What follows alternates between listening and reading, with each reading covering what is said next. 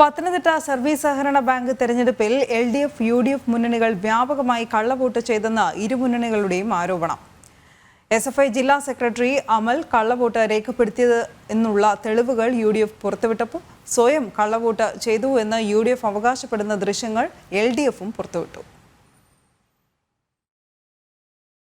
24-ാം തീയതിയാണ് പത്തനംതിട്ട ജില്ലാ സർവീസ് സഹകരണ ബാങ്ക് ഇലക്ഷൻ പത്തനംതിട്ട മാർത്തോമ സ്കൂളിൽ നടന്നത്.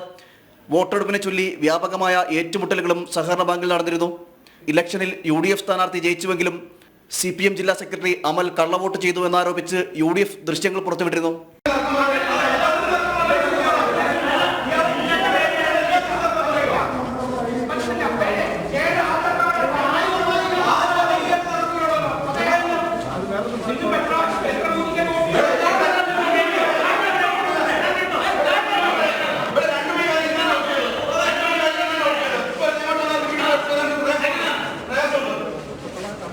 ദൃശ്യങ്ങൾ പുറത്തായതോടെ LDFിനെതിരെ വ്യാപകമായ ആരോപണങ്ങളും പ്രതിഷേധങ്ങളും നിലനിന്നിരുന്നു.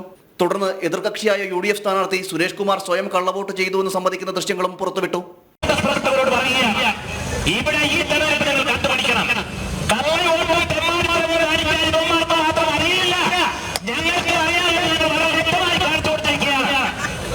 കുറ്റാരോപിതനായ അമലിന്റെയും സ്വന്തം കുറ്റമേറ്റു പറഞ്ഞ സുരേഷ് കുമാറിന്റെയും പ്രകടനത്തിൽ നിന്നും ഒരു കാര്യം വ്യക്തം: ഭരണ പാർട്ടികളുടെ കറവപ്പശുവായി മാറുകയാണ് സഹകരണ ബാങ്കുകൾ.